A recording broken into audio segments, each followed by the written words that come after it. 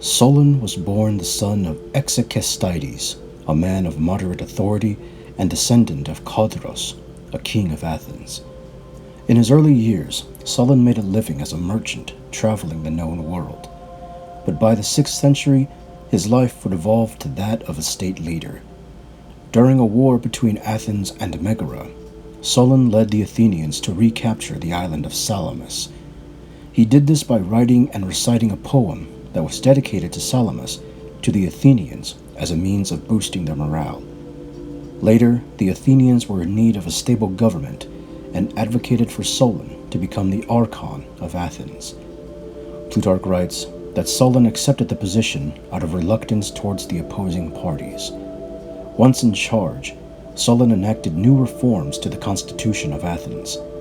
Among his early reforms included the abolishment of existing debts and the elimination of the harsh laws of Draken, except for those pertaining to murder. Later actions saw Solon divide the Athenians into 4 separate tribes based on yearly income and establish a second senate to give the Areopagus more stability. After the installment of these reforms, Solon left Athens for 10 years, believing the people would push him to repeal the laws he had worked to put in place. In his travels abroad, he met with the high officials of regions such as Egypt and Cyprus. He debated philosophy and determined true happiness with King Croesus of Lydia. On his return to Athens, Solon engaged in a political feud with Pisistratus that continued until the end of his life. Pisistratus would eventually become the ruler of Athens, but rather than strike down Solon's laws, he chose to enforce them. Solon would continue his life until about 560 BC, and as was his final wish, his body was cremated and his ashes were scattered around Salamis. Though Solon's reforms didn't sit well early on with the Athenians, they would later credit his reforms as the early seeds of democracy within the Greek world. And now, we shall turn our attention to his Roman counterpart.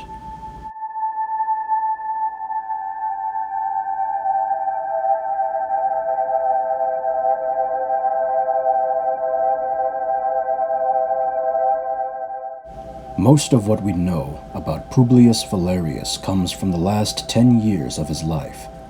Plutarch recounts that Publius was a member of the Valerii family, whose prominence came from aiding in the unification of the Romans and the Sabines. During the time of Publius, the Roman king Tarquinius Superbus was involved in the ravaging of Lucretia. Her suicide afterwards prompted the Romans to expel the Tarquin dynasty in 509 BC, ending the Roman kingdom after 240 years.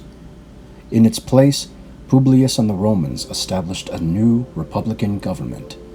For his efforts, Publius became the 3rd man to be elected a consul in the newly formed republic, behind Lucius Brutus and Tarquinius Collatinus.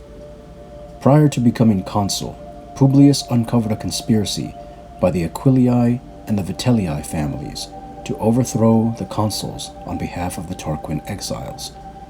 After a successful trial, where all conspirators were killed, Publius received the consulship after Collatinus was forced to resign from his post. Plutarch writes that in his first year as consul, Publius enacted laws regarding legal procedures and management of the treasury.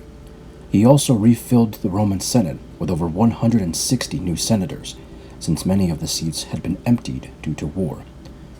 One of his actions was the erecting of a new house at the foot of the Velian Hill instead of at the peak, which overlooked the Roman Forum.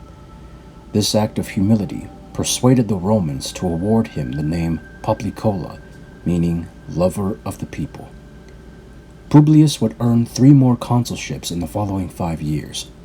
Much of his tenure was spent overseeing the war between Rome and the Etruscans, who attempted to put the Tarquin family back on the throne by force. His victories in battles against the Etruscans, and later during a war with the Sabines, granted him 2 separate triumphs. In 503 BC, after overseeing the transfer of power to 2 new consuls, Publius passed away and was buried at the public expense. Many Romans believed he had attained the highest levels of glory of any man of his time.